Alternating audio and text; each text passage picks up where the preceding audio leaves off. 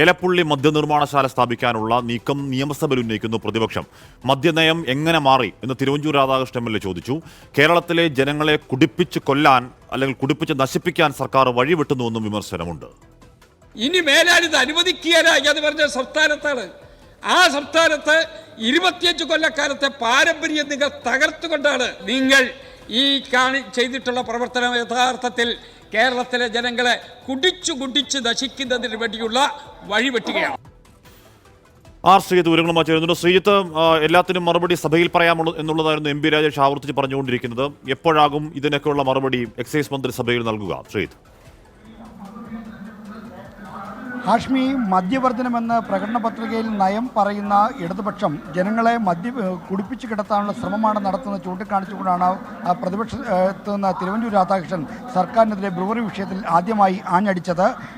നേരത്തെ ഇടതുപക്ഷത്തിൻ്റെ പ്രഖ്യാപിത നയങ്ങളിൽ നിന്ന് വ്യതിചലിച്ചുകൊണ്ടുള്ള പ്രവർത്തനമാണ് ഇപ്പോൾ നടക്കുന്നത്. ഘടകവിരുദ്ധമായ സമീപനമാണ് പ്രകടിപ്പിക്കുന്നത്.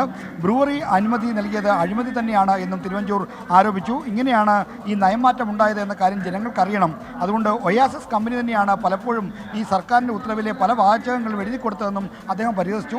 എന്നാൽ ഈ മറുപടി, ഇതിനെല്ലാമുള്ള മറുപടി നന്ദിപ്രമേയ ചർച്ചയുടെ അവസാനം ഓരോ വകുപ്പുമായി ബന്ധപ്പെട്ട് വരുന്ന ആക്ഷേപങ്ങൾക്കും വിമർശനങ്ങൾക്കും മന്ത്രിമാർ മറുപടി നൽകുന്ന പതിവുണ്ട്.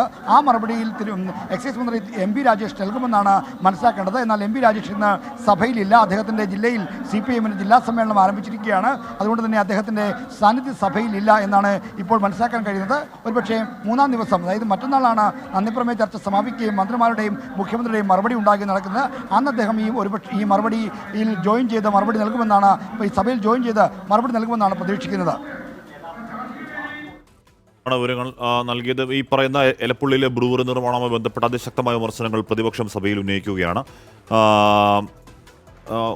അവിടെ ഉന്നയിക്കുകയാണ്. അതിൽ ഇപ്പോൾ എക്സൈസ് മന്ത്രി എം.പി. രാജേഷ് അടക്കമുള്ളവർ മറുപടി എന്താണ് പറയുക എന്നാണ് അറിയേണ്ടത്.